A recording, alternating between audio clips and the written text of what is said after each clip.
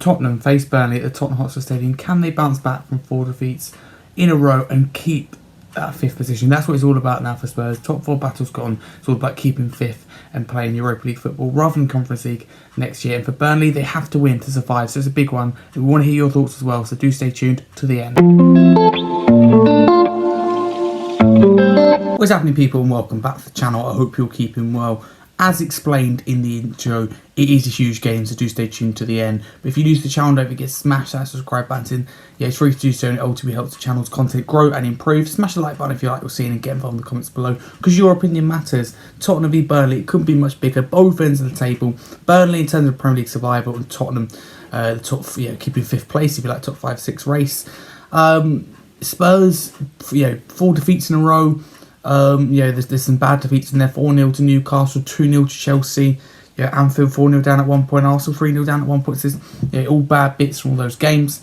For Burnley, they took a hammering at home at Turf Moor against Newcastle, and they have to win, otherwise they're mathematically down 5 points adrift with 2 games to go. I think it'll be, you'd be crazy to say that Burnley will stay up, but if they win, which they have to, that gives them a little bit of chance facing Nottingham Forest on the final day, but Forest have to get nothing against Chelsea, otherwise it could be over for Burnley before the next kick a ball.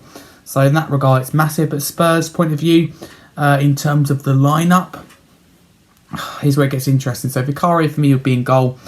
Porro, Romero, Van der Ven, and the left wing back would be, inverted left back if you like, would be Oliver Skipp, who came in and done that job. Second half against Anfield and done it very well. Obviously Emerson at fault for 3 goals. No disrespect to him, but I think we should see him from now to the end of the season.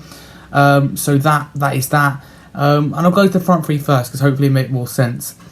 Lo Celso on the left, Richarlison down the middle, and Johnson on the right.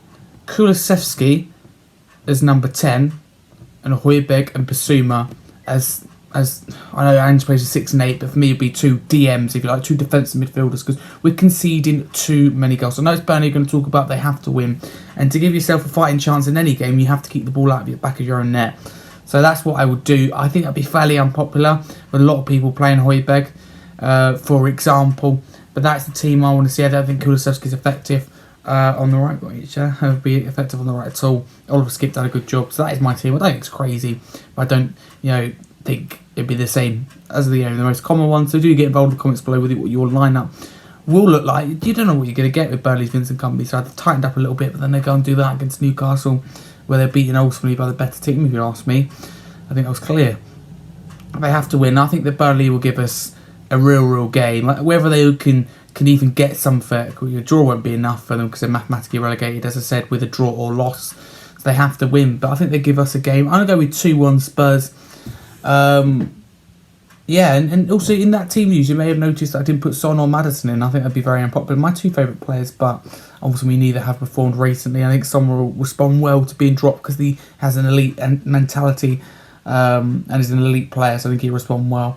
Maddison done alright as he came on against Liverpool. Last game Liverpool he came on, but still not enough for me to start myself. So not his biggest fan, but he does deserve a start, and I don't know what he has to do to get a game. So let me know your lineup and your score prediction. I'm going 2-1 Spurs, as I said there. But yeah, should be good. Looking forward to it, and I'll be going as well. Got a little premium lunch as well, so I am really looking forward to it. But for Spurs, it's just a case of getting to the end of the season. And you didn't think we'd say that, and we've reset, we go again. You're obviously still fully behind Ange, but we just need to get through to the end of the season. Ideally keep 5th. I mean 6th, okay, disappointed, but still Europa League. What we need to avoid, we can't be Conference League. To finish 7th, where we were even in November, December, is just criminal. And that 19-point gap we had into Chelsea, we could easily see it turn into, what's it, 6 now? It could easily be halved again if we're not careful. So we just have to, I think Man United will definitely finish above. What we've got to watch out for is Newcastle and Chelsea. And Chelsea just didn't seem possible until they beat us, and they just get a little bit of momentum going. But can Chelsea go to Nottingham Forest and win? I don't know. I honestly don't know. I think Chelsea are up and down. It wouldn't surprise me if the Forest win or draw. But get involved throughout today's video with your thoughts. If you're new to the channel, don't forget to smash that subscribe button. We're trying to get to 2k, ideally by the end of the season, but if not the end of this month. So your support is much appreciated, and it helps the channel's content improve and grow. You're growing quantity, quality, so that is much appreciated. Smash the like button, turn the notification bell on purely for your own sake, not mine. to keep up to date with all the channel's content, Premier League content, England content, Tottenham content, shows, videos, match previews, match reactions, match day vlogs, you name it, all of the channel. But as always, up the Spurs.